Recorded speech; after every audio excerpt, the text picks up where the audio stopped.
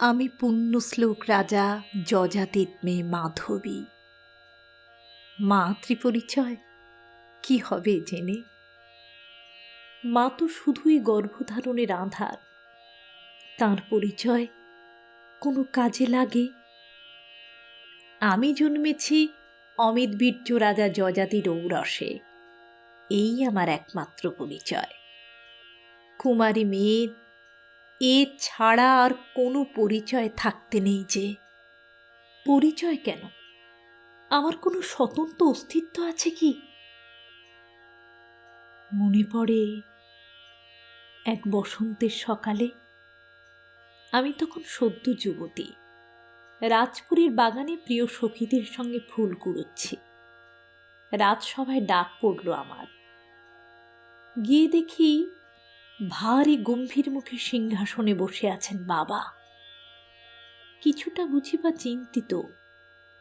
সামনে ঋষির বেশে এক দিব্যকান্তি যুবক, পাশে তার এক মহাবলশালী পুরুষ।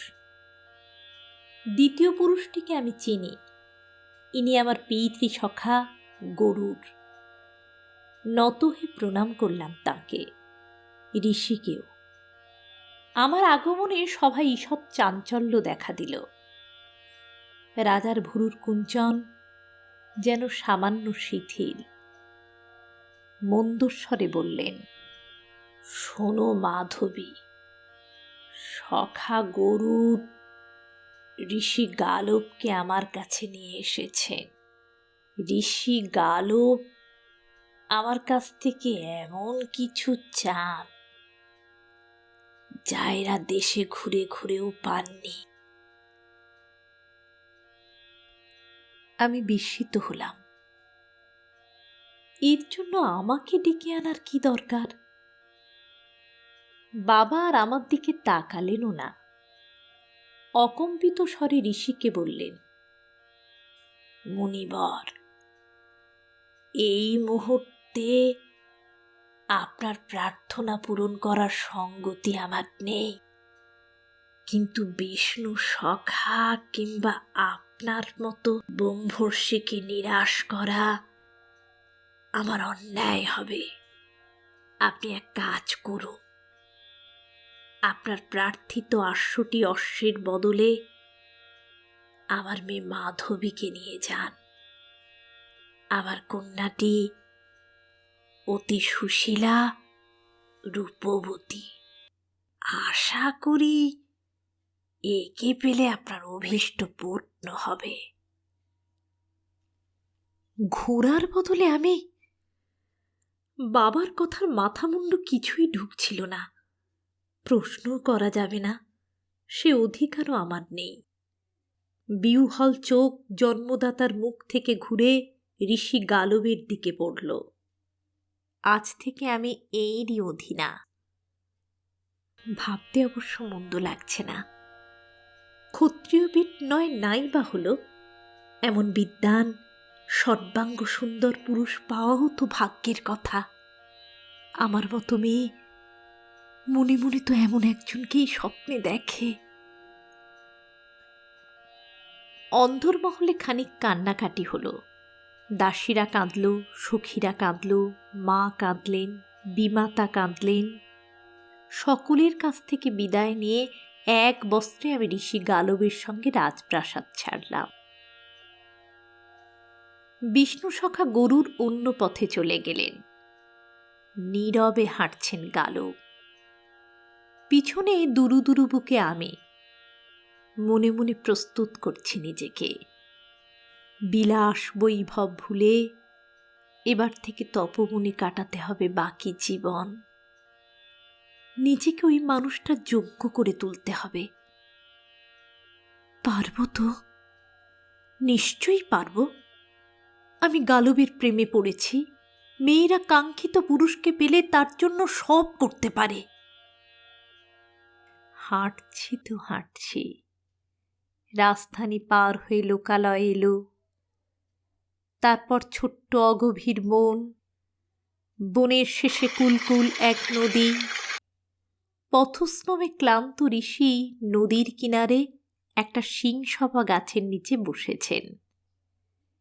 একটু দূরত্ব রেখে সসংকোচে আমিও। পথের নীরবতা বৃক্ষছায়ায় অসহ্য লাগছিল,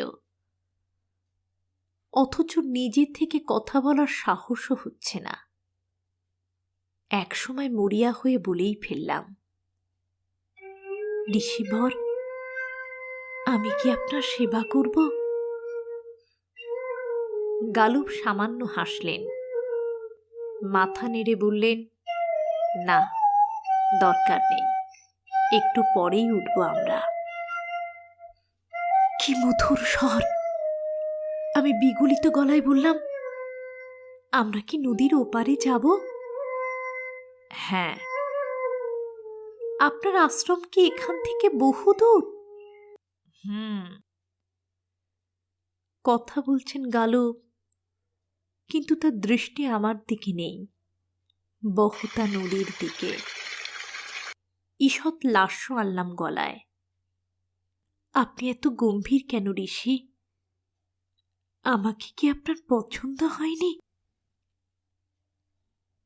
গালব যেন একটু বিরক্ত হলেন। ক্ষণিক আমাকে দেখেই আবার তাঁর চোখ নদীতে।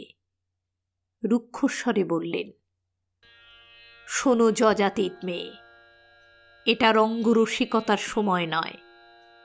তুমি কি জানো কি কারণে তোমায় নিয়ে এসেছি? আর একটু চপল হলাম আমি। 800 ঘোড়ার বদলে আপনি আমায় গ্রহণ করেছেন। ভুল। 800 ঘোড়ার বদলে নয়, 800 ঘোড়ার জন্য তোমাকে আনা হয়েছে। মানে? হো, তার মানে রাজা যযাতি তোমায় সব খুলে বলেননি।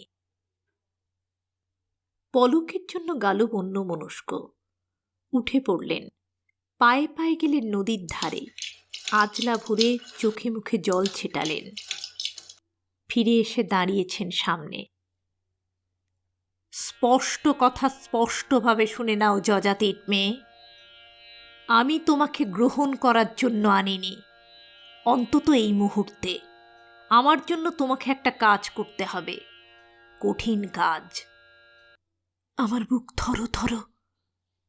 অস্ফুটে বললাম, আজ্ঞা করুন। আমার গুরু বিশ্বামিত্র আমার কাছে 800টি দুর্লভ ঘোড়া গুরুদক্ষিণা চেয়েছেন। এমন ঘোড়া যাদের গায়ের রং ধবধবে সাদা, কিন্তু একটি কান শ্যামবট না। অযোধ্যা রাজা হর্ষসের কাছে এমন ঘোড়া আছে শুনেছি, তবে খবর পেয়েছি তিনি তা এমনি দেবেন না। বিনিময়ে হর্ষস এমন একজন নারী চান যে তাকে রাজ চক্রবর্তী পুত্র উপহার দিতে পারে। আমি এখন তাঁর কাছেই যাব। যদি তিনি তোমাকে পছন্দ করেন, তবে তাঁর হাতে তোমাকে তুলে দিয়ে আমার ঘোড়া সংগ্রহ করব। আমি স্তম্ভিত, বাকরুদ্ধ। এ কি বলছেন গালব? মেয়ে হতে পারি, কিন্তু মানুষ তো বটে। ইনি আমাকে ভাড়া খাটাতে চান? ছি ছি ছি। সম্বিত ফিরতে সোজাসুজি তাকালাম। আমার বাবা এসব জানেন? অবশ্যই, তিনিই তো আমাকে পরামর্শটা দিলেন। রাগে দুঃখে অভিমানে চোখে জল এসে গেল। আমার জন্মদাতাই জেনে শুনে কোনো ক্রমে বললাম, তার মানে এখন আমি অযোধ্যায় জীবন কাটাতে হবে? অন্তত যতদিন না তুমি পুত্র প্রসব করো ততদিন। তারপর? গালবের ঠোঁটে বিচিত্র হাসি ফুটল। কোমল স্বরে বললেন, তারপর আমি তোমাকে ফেরত নিতে আসতে পারি। সত্যি আসবেন? আসতেই হবে, তোমার দায়িত্ব যখন আমার। আশ্চর্য নারীর মন। কথাটা শুনে কোত্থেকে যেন দীপ্তি জ্বলে উঠল আমার বুকে। কে যেন কুহুকিনী কানের কানে ফিসফিস করে বলল, কাঙ্ক্ষিত পুরুষকে বিপদে সাহায্য করাই নারীর ধর্ম। ঘেন্না পিত্তি ভুলে চোখ কান বুঝে কটা মাস কাটিয়ে দে, তারপর গালুব তো তোরই। ধন্য আশা কুহুকিনী, ধন্য পুরুষের প্রতি নারীর আকর্ষণ। আবার শুরু হলো আমাদের যাত্রা। নদী, পাহাড়, অরণ্য, জনপদ পার হয়ে পৌঁছালাম অযোধ্যায়। রাজা হর্ষসের সভায় আমাকে নিয়ে গেলেন গালব। প্রস্তাবটি রাখলেন রাজার কাছে। হর্ষসও আমাকে খুঁটিয়ে খুঁটিয়ে দেখলেন, যেমনভাবে কোনো বিক্রয়যোগ্য পশুকে দেখে কোনো বণিক, অনেকটা তেমনই ভাব। মুখে হাসি ফুটল। না, বলতেই হয়, এ মেয়ে ভারী সুলক্ষণা। মনে হচ্ছে আমি যা চাই এ তা দিতে পারবে। কিন্তু আপনার শুল্ক তো আমি পুরোপুরি মেটাতে পারবো না মুনিবর। এরকম ঘোড়া আমার কাছে আছে বটে, তবে মাত্র 200। এতে কি আপনার চলবে? এ যে রীতিমতো দরাদরি। আমার গা ঘিন ঘিন করে উঠল। দাঁতে দাঁত চেপে তবু দাঁড়িয়ে আছি, শুধু গালবের মুখ চেয়ে।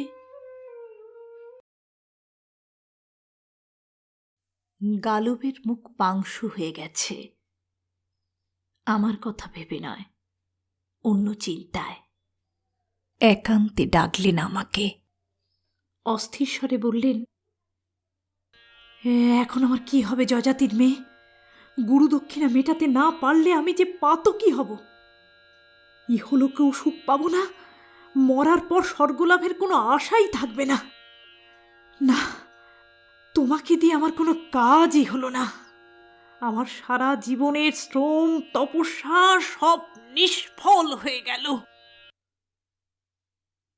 কথা কটা তীরের মতো আমার মর্মমূল ভেদ করল। ক্ষণিকের জন্য পাথর হয়ে যাওয়া হৃদয়ে বিন্দু বিন্দু মায়া জমেছিল মানুষটার জন্য। হাতের কাছে রমণীরত্ন থাকা সত্ত্বেও কি অসহায়! ইহলোক আর পরলোকের চিন্তায় কি কাতর! মনোকষ্ট চেপে রেখে বলেই ফেললাম, এর তো সহজ সমাধান আছে ঋষি। আপনি 200 ঘোড়ার বদলে এর কাছে আমাকে রেখে যান। ছেলে হতে তো বছরখানেক সময় লাগবেই। এর মধ্যে আপনি খোঁজ খবর করুন, আর কোন কোন রাজার কাছে এমন ঘোড়া পাওয়া যায়। ভাড়া খাটাই যখন আমার মতো মেয়ে মানুষের নিয়তি, তখন না হয় আরও কটা রাজার সঙ্গে শোবো, আপনারও প্রাপ্য ঘোড়া মিলে যাবে।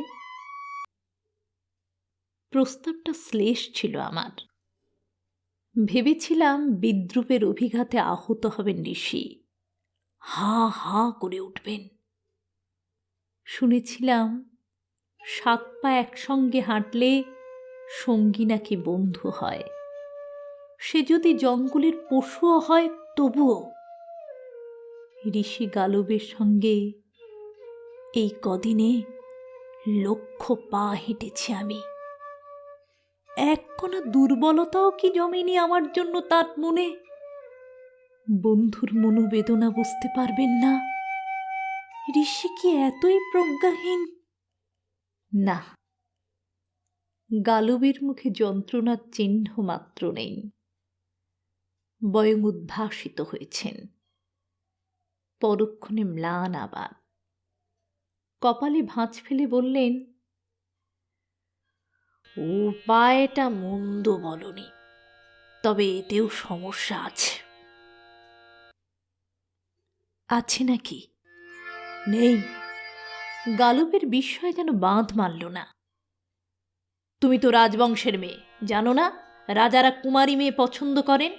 এক রাজার সঙ্গে বছরভর কাটানোর পর অন্য রাজা তোমাকে নেবেন? ধন্য পুরুষ। ভাড়া খাটার মেয়ে ছেলেও চাই, টাটকা কুমারীও চাই, একই অঙ্গে। সামান্য ছলনার আশ্রয় নিলাম এবার। হেসে বললাম, এই কথা? এ তো কোনো সমস্যাই নয়। অতি শৈশবে এক ব্রহ্মবাদী ঋষিকে আমি সেবায় তুষ্ট করেছিলাম। তিনি আমাকে একটা অদ্ভুত বর দিয়েছিলেন। বলেছিলেন, প্রতিবার সন্তান প্রসবের পর তুমি আবার কুমারী হয়ে যাবে। যা, এমন আবার হয় নাকি? হয়। আপনার মতো পুরুষেরা বর দিলে সবই হয়। সবই তো আপনাদেরই ইচ্ছা নির্ভর, চাওয়া নির্ভর। মনে মনে বললাম, শত শাস্ত্র অধ্যয়ন করেও আপনি কত অজ্ঞ ঋষি। এত জানেন আর এইটুকু বোঝেন না। শরীর তো দূরের কথা, হৃদয়ে একজনের জন্য প্রণয় জাগলেই নারী আর কুমারী থাকে না। ঋষি গালব আনন্দের আতিশয্যে আমার হাত জড়িয়ে ধরেছেন। তুমি আমায় বাঁচালে যজাতির মেয়ে, কি করে যে তোমায় কৃতজ্ঞতা জানাবো। থাক, শুধু কথা দিন, আপনার অভীষ্ট সিদ্ধ হয়ে গেলে আমাকে আপনি। সে আর বলতে, আমি কি বুঝি না এমনভাবে জীবন কাটাতে মেয়েদের কত কষ্ট হয়। গালব চলে গেলেন। আমার ঠাঁই হল রাজা হর্ষসের অন্তপুরে। শুরু হলো আমার নদীর জীবন। বয়ে চলেছি, বয়েই চলেছি। দিন যায়, কিভাবে যে যায় সে শুধু আমিই জানি। একে একে 3 রাজার শয্যা সঙ্গিনী হলাম আমি। হর্ষসের পরে কাশীরাজ দিবদাস, তারপর ভোজরাজ উশিনর। এরা প্রত্যেকেই মহৎ, কিন্তু পৃথক ধরনের মানুষ। হর্ষসের দান ধ্যানের সুনাম আছে, দিবদাস বীর, উশিনর সত্যের পূজারী। শুধু একটা বিষয়ে 3 জনের ভীষণ মিল। মাত্র 200 ঘোড়ার বিনিময়ে একটি নারীকে ভোগ করতে কারুর মনে এতটুকু দ্বিধা নেই। কে জানে, হয়তো এরই মধ্যে ধর্মের কোনো গূঢ় রহস্য লুকিয়ে আছে। সে যাই হোক, এদের কার্যসিদ্ধি হয়েছে। প্রকৃতির নিয়মে এদের প্রত্যেকের গৃহেই আমি গর্ভবতী হয়েছি। 3 জনকে উপহার দিয়েছি একটি করে পুত্র। হর্ষসের ঘরে বসুমনা, দিবদাসের প্রাসাদে প্রতর্দন, উশিনরের রাজপুরীতে শিবি। প্রত্যেকটি জন্মের সংবাদই যথাসময় পৌঁছেছে আমার বাবার কানে। আশ্চর্য, তিনিও দৌহিত্র লাভ করে নাকি মোহিত। 3 সন্তানকেই দুধ মার কাছে রেখে এসেছি। প্রথমবার যখন অযোধ্যা থেকে গালব আমায় নিতে আসলো, বসুমনার জন্য আমার বুক ফেটে যাচ্ছিল। অতটুকু দুধের শিশু ফেলে কোন প্রাণে যাই। হর্ষসকে বললাম, ছেলে এখন আমার কাছে থাক, একটু বড় হলে ফিরিয়ে দিয়ে যাব। তিনি সম্মত হলেন না। তাঁর ছেলে অন্যের ঘরে প্রতিপালিত হবে, অসম্ভব। পশু পাখির জগতে শিশুমার, মানুষের জগতে নয়। আমার বুকের দুধ যন্ত্রণায় পুঁজ হয়ে জমে গেল, শুকিয়ে মরে গেল 3 বার। উশিনরের প্রাসাদ থেকে বেরিয়ে গালবকে বললাম, এখনো তো আপনার 400 ঘোড়া সংগ্রহ বাকি, এখন কোথায়? গালবকে সেদিন একটু যেন বিমর্ষ দেখাচ্ছিল। হতাশ স্বরে বললেন, আমার চেষ্টা বোধহয় সফল হলো না, সমস্ত শ্রম আমার ব্যর্থ হয়ে গেল। গালু বিশ্রম হাসি পেল। তবু প্রশ্ন করলাম, কেন, কি হলো? মহা সমস্যায় পড়ে গেছি। কালই গরুর আমার কাছে এসেছিলেন। তিনি এক নতুন সংবাদ দিয়ে গেলেন। এই সব দুর্লভ অশ্ব, এই সবই নাকি আগে মহর্ষি ঋচিকের ছিল। তিনি এদের পেয়েছিলেন বরুণালয়ে। তাঁর কন্যা সত্যবতীর বিয়ের সময় মহর্ষি ঋচিক কান্যকুজ্জরাজ গাধিকে এরকম 1000টি ঘোড়া যৌতুক দিয়েছিলেন। মহারাজ গাধি ঘোড়াগুলিকে নিজের কাছে রাখেননি, সবই তিনি ব্রাহ্মণদের দান করে দেন। সেই ব্রাহ্মণরা যখন ঘোড়া নিয়ে ফিরছিলেন, তখন হর্ষস, দিবদাস আর উশিনর তাঁদের কাছ থেকে 200টি করে ঘোড়া কিনে নিয়েছিলেন। বাকি 400টি পথে চুরি হয়ে যায়। অর্থাৎ এই রকম ঘোড়া আর আমার পাবার সম্ভাবনা নেই। গরুর অবশ্য বলেছিলেন, তুমি এই 600 ঘোড়াই গুরুদেব বিশ্বামিত্রকে দক্ষিণা দিয়ে দাও। তোমার অসুবিধের কথা খুলে বললে তিনি নিশ্চয়ই বুঝবেন। পলকের জন্য অন্তরে যেন মুক্তির স্বাদ পেলাম। উজ্জ্বল মুখে বললাম, বিষ্ণু সখা গরুর যা বলেছেন তাই করুন তবে। তা কি হয় যজাতির মেয়ে? গুরু দক্ষিণা পুরু না দিলে আমার শিক্ষা সম্পূর্ণ হয় কি করে? বলতে বলতে অপাঙ্গে আমার দিকে তাকালেন। একটা বুদ্ধি অবশ্য মাথায় এসেছে, জানি না লাভ হবে কিনা। কি? আমার গলা কেঁপে গেল। যদি অবশিষ্ট ঘোড়ার বদলে গুরুদেব তোমায় রাখেন, না না না, এ বোধহয় হয় না। গুরুদেব হয়তো এতে আহত হতে পারেন। তিনি তো ঘোড়াই চেয়েছেন। স্ত্রী লোকে কি তিনি সন্তুষ্ট হবেন? 3 রাজর্ষির শয্যা আমাকে অনেক কিছু শিখিয়েছে। মনে মনে বললাম, খুব হবেন, ঋষি হলেও তিনি পুরুষ তো বটে। গালব আমার হাত ধরলেন। আর একবার আমার জন্য কষ্ট করতে হবে যজাতির মেয়ে, এই শেষবার। চোখে জল এসে গেল। সামলে নিয়ে বললাম, চলুন। তবে তাই চলো, যদি তিনি করুণা পরবশ হয়ে। নির্দয় পুরুষ অপরের করুণা চায়, সে করুণার প্রকৃতি বা কি রকম? না ঘোড়ার বদলে সুন্দরী রমণী ভোগ করে অপরজনটি তৃপ্ত হবেন কি হবেন না। আমার ধারণাই মিলে গেল। এক ঝলক আমাকে দেখা মাত্রই ঋষি বিশ্বামিত্রের কাম জ্বর এসে গেল। গদগদ গলায় বললেন, তুই কি আহাম্মক রে গালব! এমন একটা মেয়ে ছেলে তোর হাতে আছে, অথচ আগে তাকে আমার কাছে আনিসনি। থাকি তো বনে বাদারে, ঘোড়া আমার কি কমবে লাগবে? নেহাত গুরুদক্ষিণা দেব বলে বায়না জুড়েছিলি, তাই তোকে পরীক্ষা করার জন্য। এই কটা বছর মেয়েটাকে পেলে, যাকে যাক, এখনই বা মন্দ কি? ব্যাস, এবার আর রাজপ্রাসাদ নয়, মুনির তপবন।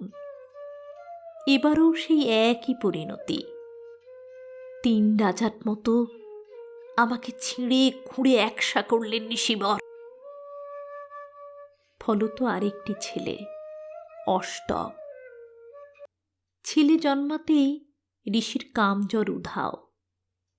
বুঝিবা পরম ব্রহ্মের কথা মনে পড়ে গেল। তুচ্ছ মানবীতে কতদিন আর আটকে থাকতে পারেন সাধু সন্ন্যাসীরা? আবার গালবের কাছে প্রত্যাবর্তন।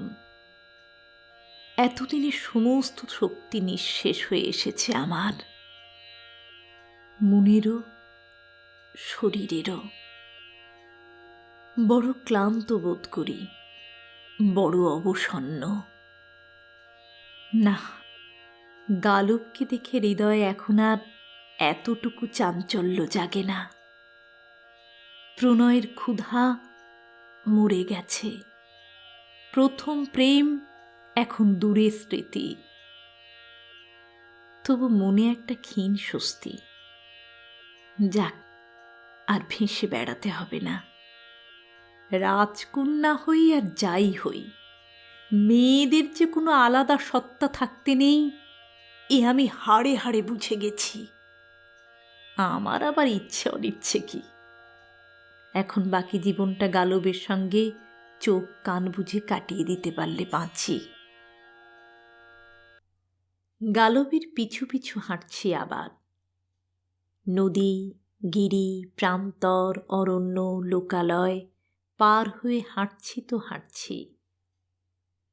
এক দুপুরে এক শতশ্রেণী পার হলাম আমরা। তিলেক বিশ্রামের জন্য বসেছি এক শিংসপা গাছের নিচে। জায়গাটা ভারী চেনা চেনা। এখানেই প্রথম দিন আমরা পাশাপাশি বসেছিলাম না? হ্যাঁ তো। গালবও বুঝি চিনেছেন জায়গাটাকে। ঘুরে ঘুরে দেখছেন চারদিক, নদীকেও। চৈত্র বাতাসে ঘুটনি উঠেছে ছোট ছোট। কোত্থেকে একটা কোকিল ডেকে উঠল। ডাকছে, ডেকেই চলেছে। নির্বাক মানুষটা হঠাৎ সবাক হলেন। কি ভাবো যযাতির মেয়ে? ঘাট নাড়লাম। কিছু না। গাম্ভীর্য স্বরে মৃদু হাসি উঁকি দিল।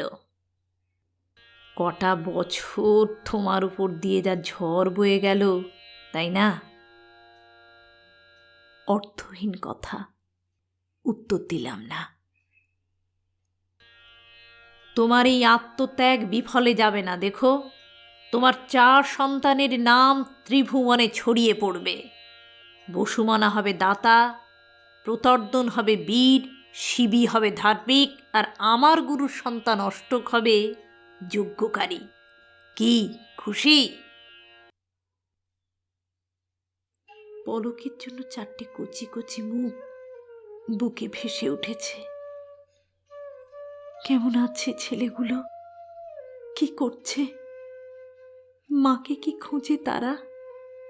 মার জন্য কাঁদে, নাকি ভুলেই গেছে এই অভাগিনী মাকে?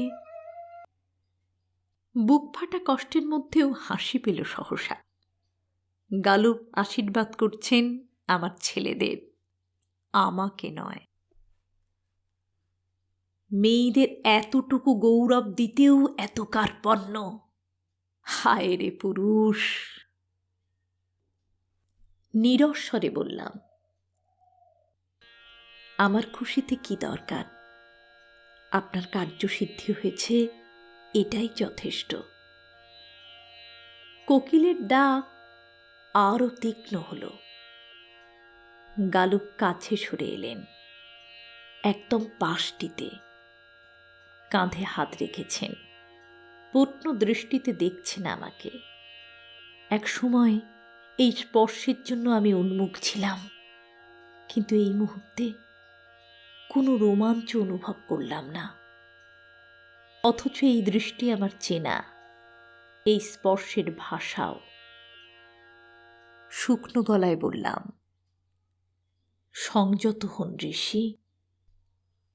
কেন? এখানে নয়, এভাবে নয়। কেন? এই জায়গাটা কি দোষ করল? গালব সবলে আলিঙ্গনে বেঁধে ফেলেছেন আমাকে। কানে কানে ফিসফিস করে বললেন, এ তো অতি মনোরম স্থান। নদী, গাছ, প্রকৃতি, তুমি আর আমি। মনে নেই, এখানেই একদিন তুমি আমার সেবা করতে চেয়েছিলে? আজ তোমার জীবনে সেই সৌভাগ্য এসেছে, শুভ লগ্ন বয়ে যেতে দিও না।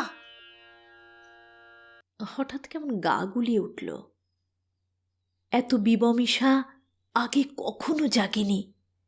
3 রাজার সঙ্গে শুয়েও নয়, বিশ্বামিত্রের অঙ্গসায়িনী হয়েও নয়।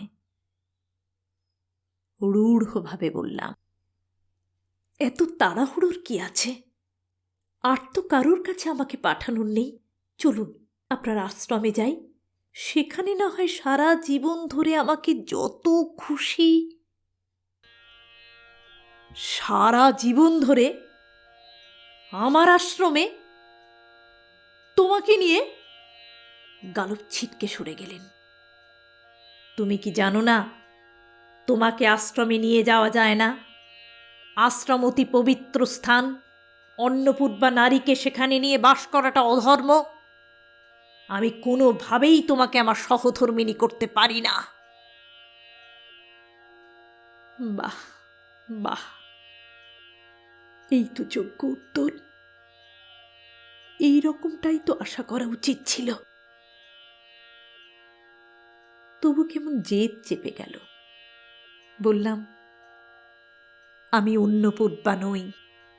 সন্তান প্রসব হয়ে গেছে, এখন আমি আবার কুমারী। তুমি কুমারী? গালব অট্ট হাসিতে ফেটে পড়লেন। ওসব গাল গপ্প তুমি আমাকে বিশ্বাস করতে বলো? রাগে হিতাহিত জ্ঞান লোপ পেল।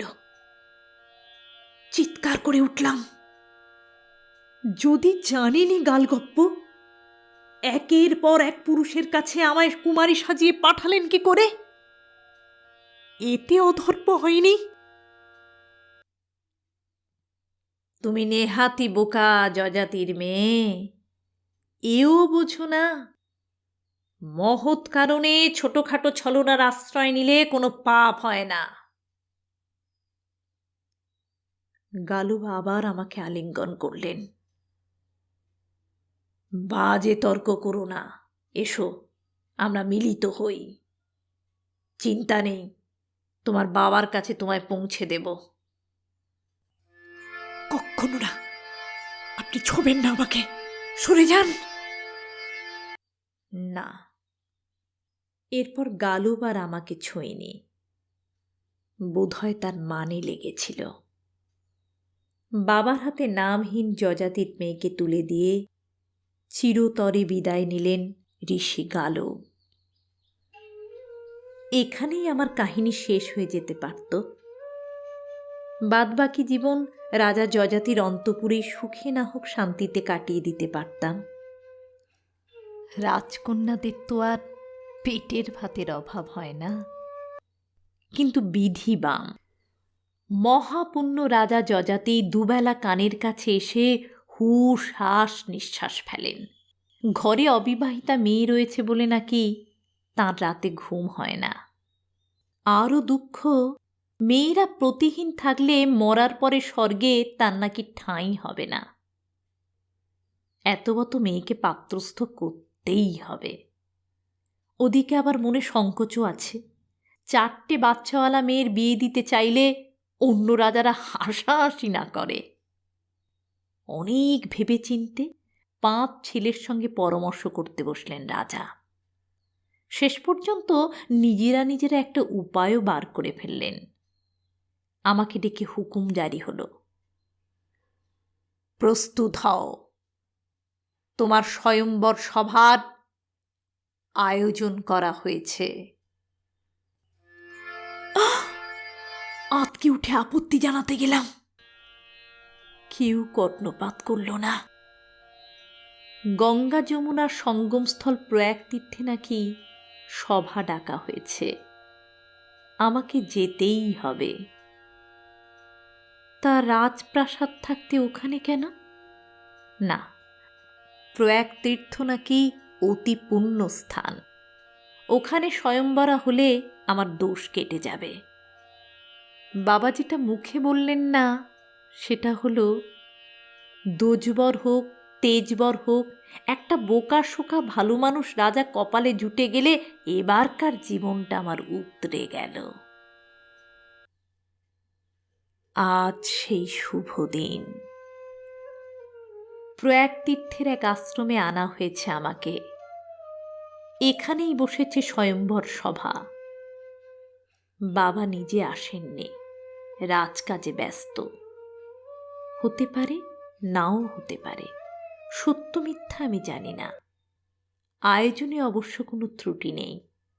আমার দুই দাদা যদু আর পুরু নিজেরা উদ্যোগ নিয়ে আশ্রম সাজিয়েছে, রাজকীয় মঞ্চ বানিয়েছে, ফুলে গন্ধে আমোদিত হয়ে আছে 10 দিক। লোক লস্কর সেপাই শান্তি ছুটে চলেছে অবিরাম। আগত রাজাদের আপ্যায়নে যেন কোনো ফাঁক না থাকে।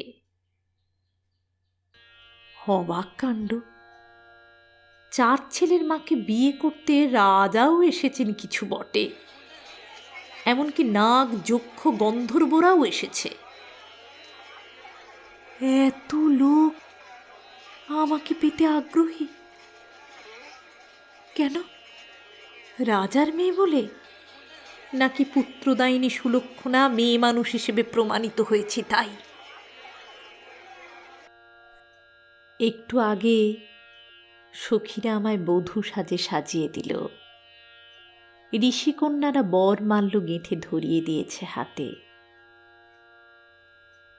এবার সভায় গিয়ে পছন্দসই কাউকে পরাতে হবে সে মালা।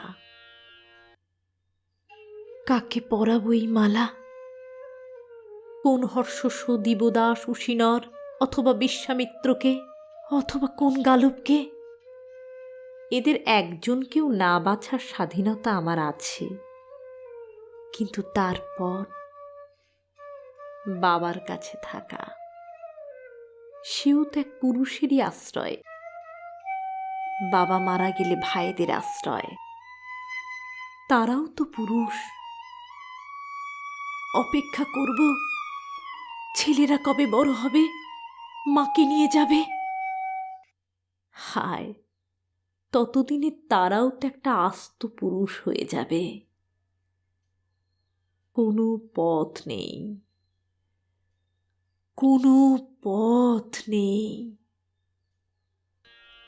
জঙ্গলে চলে যাব, বাঘ ভাল্লুক শিয়াল কুকুরদের জগৎ কি মানুষের জগতের চেয়েও হীন হবে? আমি ভাবছি ভাবছি ভাবছি। মালা হাতেই শুকিয়ে গেল।